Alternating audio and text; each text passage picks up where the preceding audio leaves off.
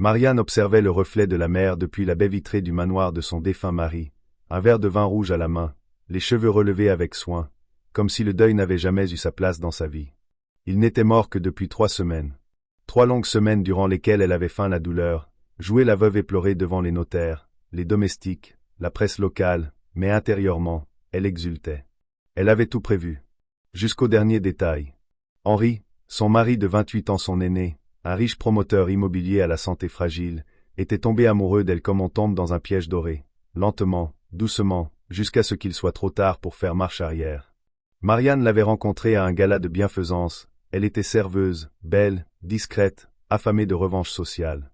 Elle n'avait rien à perdre.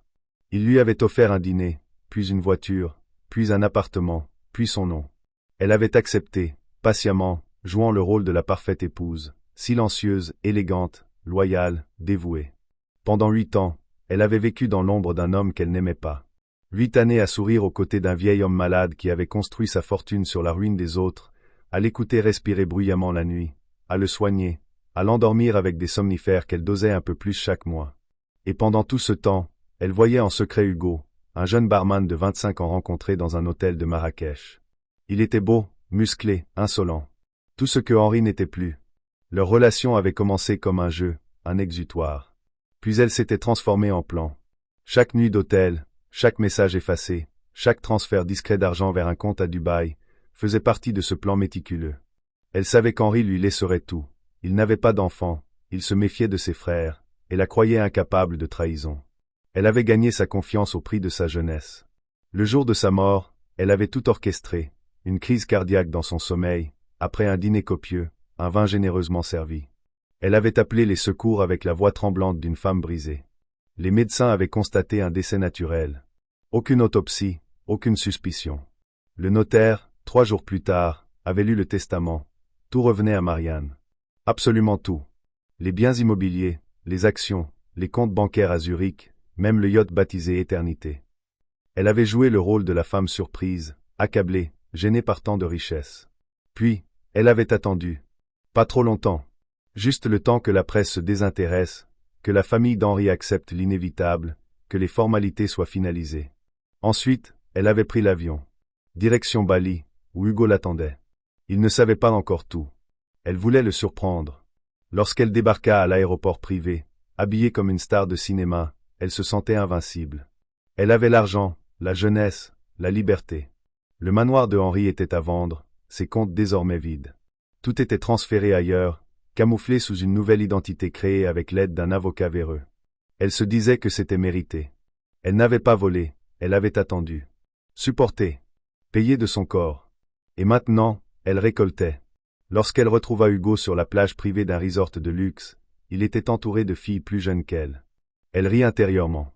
Bien sûr qu'il allait vouloir en profiter. Mais c'est elle qui tenait la carte noire. Le soir même, ils burent du champagne sur la terrasse de leur villa. Elle lui parla de voyages, de yachts, de nouveaux projets. Il l'écoutait distraitement, plus attiré par son corps que par son intelligence. Mais cela ne la dérangeait pas. Elle savait. Elle contrôlait. Les jours passèrent, et l'euphorie s'estompa peu à peu. Hugo sortait de plus en plus seul, revenait tard, passait des appels étranges. Elle fit suivre son téléphone, engagea un détective privé. Il la trompait. Déjà. Avec une influenceuse allemande. Elle aurait dû s'y attendre. Mais elle n'était pas Henri. Elle ne se ferait pas d'avoir. Elle sourit. Tranquillement, elle prépara la suite. Elle avait appris, auprès de son défunt mari, l'art de la vengeance douce et silencieuse. Elle invita Hugo à un dîner somptueux. Chandelles, vin rare, langoustes. Il ne vit rien venir. Le lendemain matin, il se réveilla seul. Marianne avait disparu. Avec l'argent. Tous les comptes vides. Les papiers brûlés. Le passeport bloqué. Il était fiché dans le pays pour blanchiment. Elle avait tout organisé, une fois encore. Et déjà, elle s'envolait vers le Japon, avec une nouvelle identité, une nouvelle perruque, un nouveau plan. Elle était devenue l'héritière fantôme. Intouchable. Dans l'avion, elle contempla le ciel et pensa à Henri. Il l'avait sous-estimé.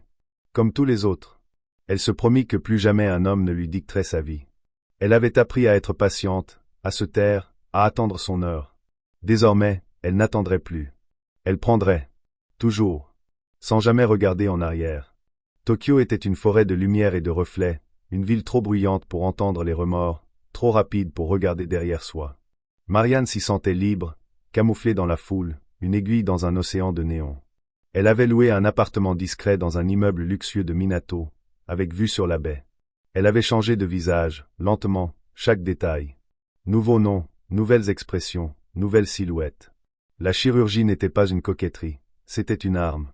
Elle voulait effacer Marianne, effacer la veuve riche et traîtresse. Elle devint Naomi, une galeriste française exilée, veuve d'un riche mécène. Elle parlait peu, portait du noir, buvait du thé matcha, et collectionnait les œuvres abstraites. Mais au fond d'elle, rien n'avait changé.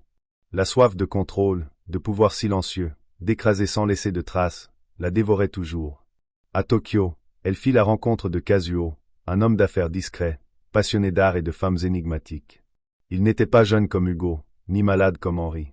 Il était intelligent, méfiant, mais aussi curieux. Elle joua un nouveau rôle. Moins séductrice, plus inaccessible.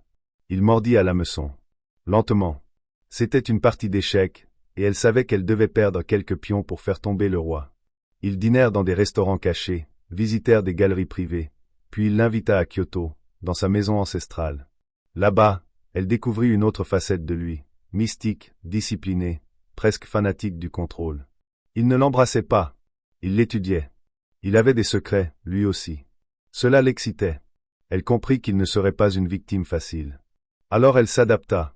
Elle devint docile, modeste, presque soumise. Elle lui raconta des demi-vérités sur son passé.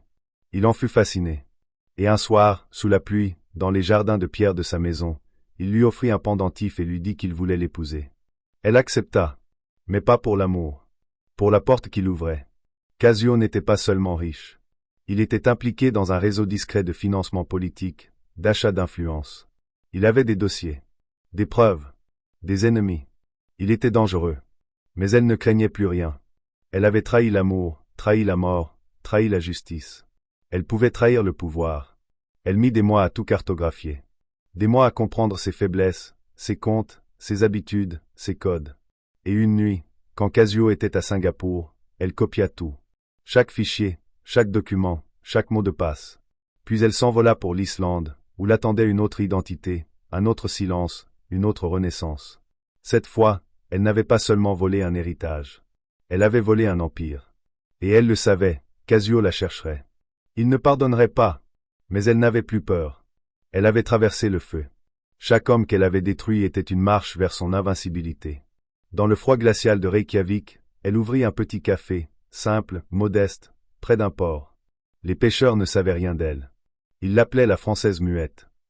Elle souriait parfois, servait des boissons chaudes, et chaque soir, elle écrivait dans un carnet noir des noms, des lieux, des plans. Elle n'était pas en fuite. Elle était en avance. Elle avait compris que la vie était un jeu de visages, de mensonges et de patience. Les hommes avaient cru l'acheter, la dominer, la garder. Aucun n'avait compris qu'elle était un poison lent, une tempête silencieuse. Elle n'avait pas besoin d'amour. Elle n'avait plus besoin d'eux. Elle était devenue l'ombre qui gagne toujours à la fin.